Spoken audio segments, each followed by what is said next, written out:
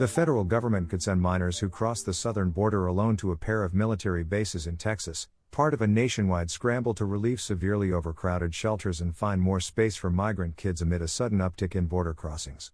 The Department of Defense signed off on a request from Health and Human Services to temporarily house unaccompanied minors at Joint Base San Antonio Lackland and El Paso's Fort Bliss, Pentagon Press Secretary John Kirby said in a statement Wednesday. Kids in San Antonio are slated to stay in an unused dormitory, and kids in El Paso will stay in a temporary housing facility built on vacant land. The two bases will start receiving kids as soon as HHS staff are finished making preparations, Kirby said. Customs and Border Protection and HHS Office of Refugee Resettlement did not immediately respond when asked when minors will start arriving. The federal government has scouted out other non-traditional places to house unaccompanied minors in recent weeks, as shelters and Border Patrol holding facilities reach their limits. Hundreds of kids were sent to a convention center in Dallas starting last week, and HHS plans to house more than 1,000 at a San Diego convention center.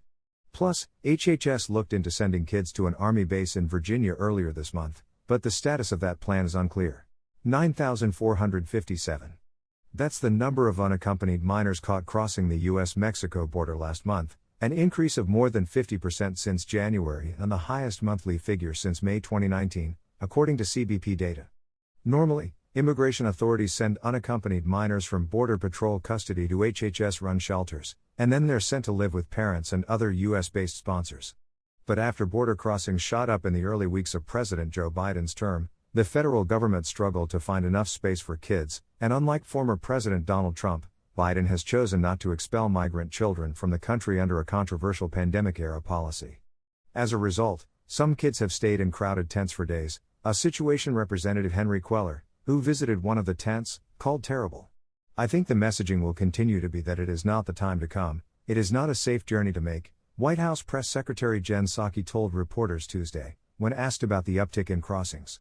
But at the same time, we believe that it is the humane and moral step to ensure that these children are in safe places when they come across the border.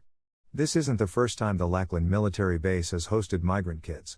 In 2014, the government used Lackland as an overflow facility after border crossings shot up.